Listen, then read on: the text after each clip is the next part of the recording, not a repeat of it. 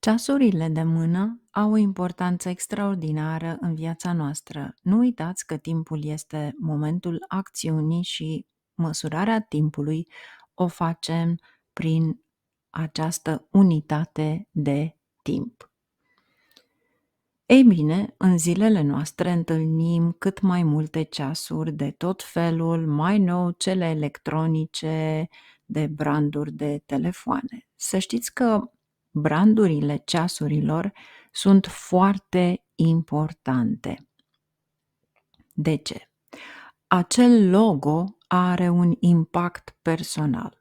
Numele de brand nu reprezintă directorul sau fondatorul acelui brand. Are o energie unică pe care o descoperi atunci când o experimentezi. Pentru a înțelege însemnătatea brandurilor în funcție de nume, o voi face pe Vimeo, deoarece nu mi se permite să vorbesc public de niciun brand anume. Nu pot face reclamă sau în același timp a avea propriile statistici asupra unor nume de branduri. Cu această ocazie doresc să vă spun că nu e bine să primiți sau să faceți cadou ceasuri de mână. Veți întreba de ce. Ceasul, în general, este energia lui Saturn. Dacă avem de-a face cu un ceas electronic, atunci e Rahu, tehnologie. De fapt, dăruim o unitate de măsură a timpului. Și asta înseamnă că activezi timpul, rutina, organizarea timpului. Dacă persoana în cauză nu folosește timpul într-o manieră responsabilă, atunci acea ardere karmică vine către tine. Și cred că nimănui nu-i place să preia ceva, mai ales atunci când ți se blochează orice acces la bani. Nu uitați că banii lichizi sunt reprezentați de Venus. Saturn este servitorul în serviciu, karma, profesorul dur. Nu este simplu să te abilitezi cu energia lui.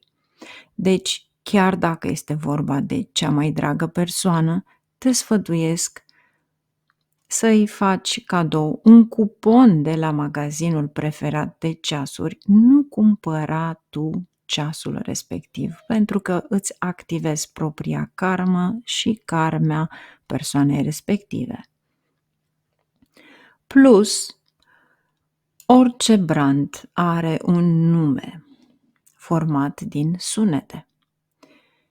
Constelațiile astrologice, nakshatra, au diferite sunete care vă autoactivează la nivel personal, ca o muzică din interiorul subconștientului, ceea ce vibrează cu tine. Orice logo poate fi alcătuit din 2-3 sunete. Din păcate nu pot pronunța public niciun brand în totalitate, dar gândiți-vă voi la un brand și ascultați sunetele de la început-sfârșit, chiar și cele de la mijloc, pentru că acel logo este mare. Să zicem că avem un logo care începe cu Ro. Este sunetul Nakshatrei Swati, care face parte din semnul zodiacal Balanță, guvernat de Venus. Deci, din start, veți ști că veți activa relațiile, parteneriatele, afacerile, pentru că sunt reprezentate de balanță. Swati este aerul de peste tot.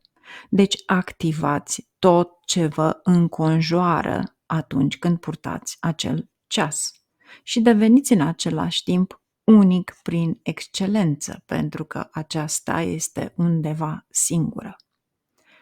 Gândiți-vă la următoarele litere. Auziți poate sunetul le, fără a spune la sfârșit, este sunetul Nakshatrei Bharani, berbec, Marte. Lupți pentru a-ți atinge scopul. Nu este ușor să atingi scopul, dar nu este imposibil.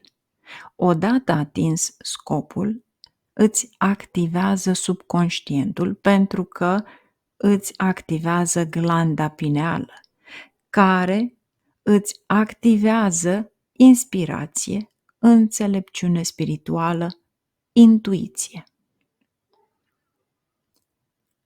Deci dacă luați cele două sunete, veți vedea ce vă dă acele două, ro, le.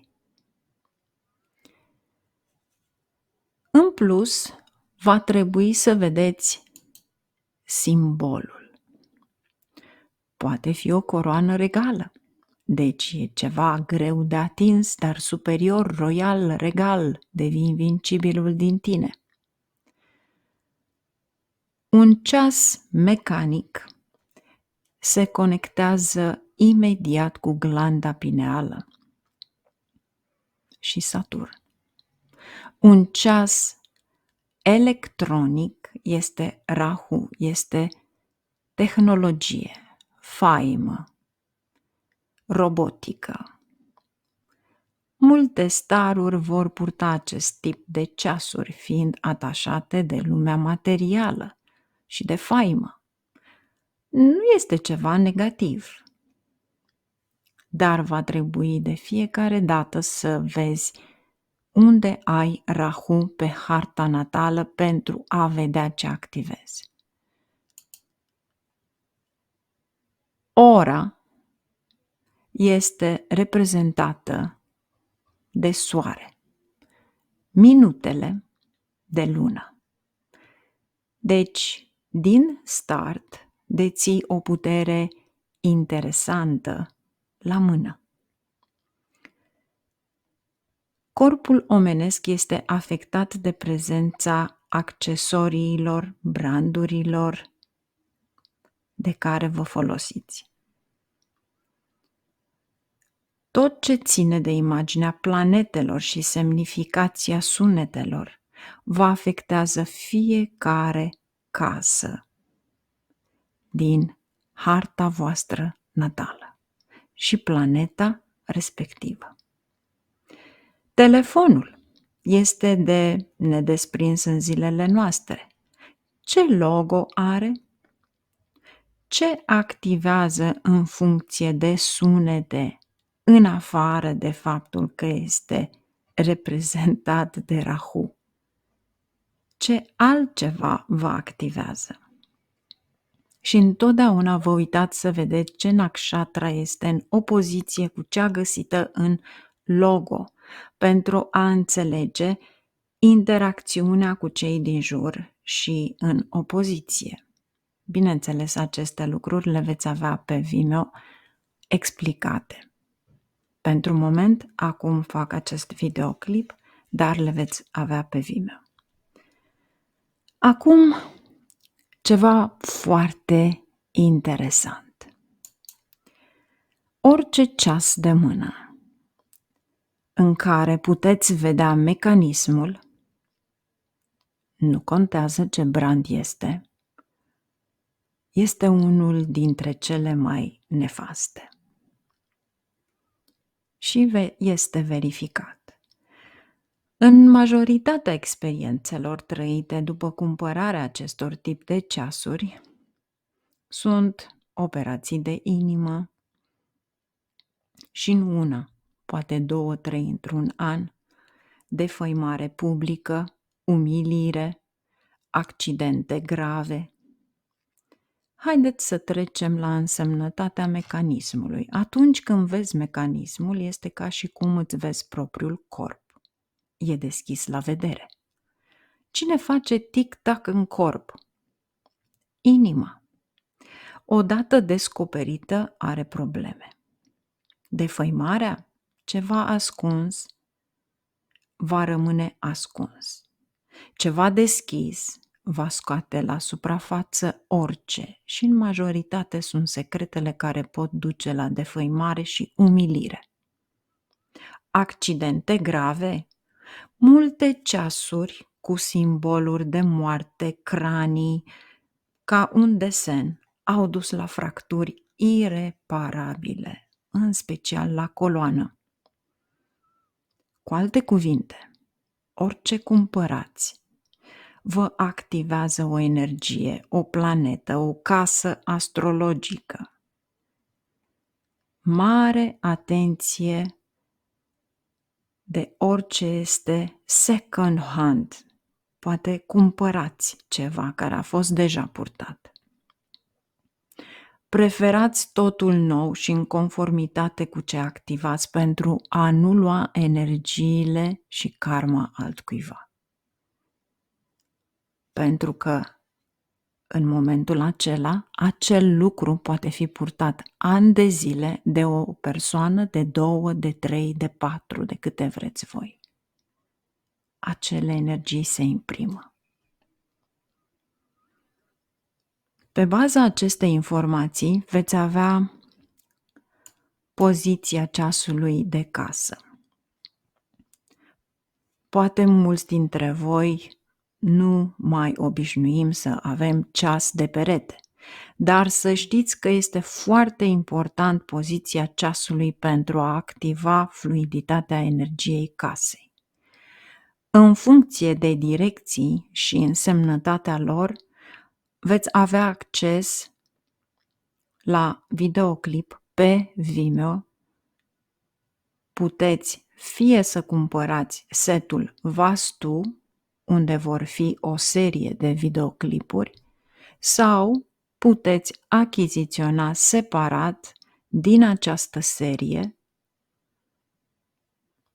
numai pentru acest videoclip de la produsele respective. Puteți merge să cumpărați tot setul Vastu de la produse de pe site sau puteți merge direct pe Vimeo să cumpărați numai videoclipul respectiv. Vor mai fi și alte videoclipuri de acest gen, cu remedii și multe informații legate de Vastu în casă. În plus, va fi o explicație a sunetelor de branduri în funcție de nakshatra și planetele care le guvernează pentru a înțelege importanța activării. Pe baza acestei informații, veți depista pe harta vedică în fața voastră ce activați la cumpărarea oricărui accesoriu. De multe ori am afirmat, atunci când vi se întâmplă ceva în viața voastră, urmăriți ce ați cumpărat acum o săptămână sau poate 2. Ce purtați și ce se întâmplă. Notați undeva. Voi încerca ca toate informațiile, atât pe YouTube cât și pe Vimeo, să fie subtitrate și în engleză pentru ca toată lumea să aibă acces la informații. Vă doresc numai bine, zâmbiți mai mult, conștientizați că timpul, clipa este trăită în prezent și se merită fiecare clipă să o trăiți zâmbind. Bucurați-vă de viață, timpul are o viteză inestimabilă de important. Este ca un stick magic. Acum este și acum poate nu mai este. Vă doresc numai bine, la revedere și ne reauzim. Mulțumesc!